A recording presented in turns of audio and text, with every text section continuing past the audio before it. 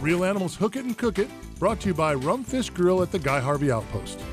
I'm at the Rumfish Grill on St. Pete Beach, Florida. I'm with Chef Tyson. Tyson, what are we cooking today? Today we're going to be doing a whole lionfish curry. Nice. So here I have my lionfish in its whole form. It's already been cleaned of the spines on it. Now when I do this, I do it over a low heat. I don't want to scorch the curry, but I do want to brown it and get some color on it. And I also want to break down the spices a little bit to kind of enhance them, get a little toastiness going. So I'm just going to put my lionfish down in the pan. We're just going to let that brown for a little bit. Well, we know how invasive this species is on our reef system out there, so the fact that we can eat them is a good thing. Yeah, here at Rumfish, we're trying to eradicate the invasive species one bite at a time. Amen. All right.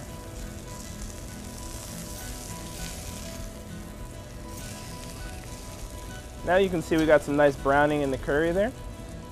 I'm going to start the curry paste, which is going to make this stock, the curry stock, if you will, which then cooks down into a curry sauce. So I start with a little onions, little shallots. I got some finely minced ginger here. Gonna add some carrots to kind of balance out the spice that I use in there from the curry. I have here a curry paste that I make. Okay. I use some curry seasoning, a little tomato paste. I thin it out with a little oil. I'm gonna add my green chilies.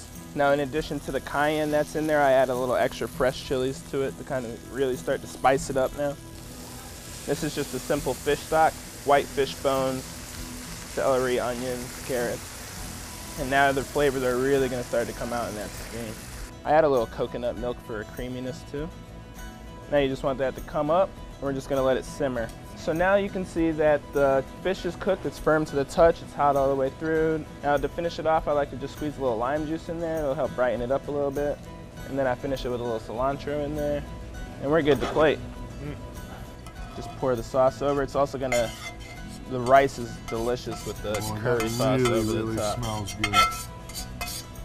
Smells good, looks amazing. Chef Tyson, great job. For this recipe and more, go to our website. Real Animals Hook It and Cook It, brought to you by Rumfish Grill at the Guy Harvey Outpost. We've moved to another flat here, trying to get out of some of those smaller trout. Get back into something a little bigger, a little shallower here, some great grass. Jim had a nice fish on and lost him, so I'm going to switch from my jig head and the marsh minnow to something weedless here. See if that don't help us out a little bit. It looks like we got some nice potholes on this flat, some broken bottom in here, some grass. I mean, what are you looking for, you know, in this estuary that makes you? Well, the reason I stopped here, this flat historically holds fish on it the same way that last flat that we just left, although it's half the depth. Okay. But the reason that the fish transition through here is there's a little deeper water just to the south of us, and there's a little deeper water to the west and to the north of us. So it's an area where they're not necessarily working around the edge of the flat. There's no sharp taper, there's no distinct drop off. It's a very, very gradual drop out there. So they just hop up here, come across, and then drop into that deep water on the other side most of the time. So it's like a transition flat. Mm-hmm, exactly. Swimming at me doing 112, whatever it is. Trout. Coming quick, little guy. A little better fish though. So I think the hunch was right, maybe, Mike. We got to the outside edge of the grass line and found more fish there than we did just drifting across the... Yeah, first or second cast again on this edge produced another nice trout. These are the fish that will soon be, good Lord willing, the monsters that you see in all the magazines and stuff that get over here in the Indian River, where it seems to be home of the 30-inch trouts. What's your biggest trout, Jim?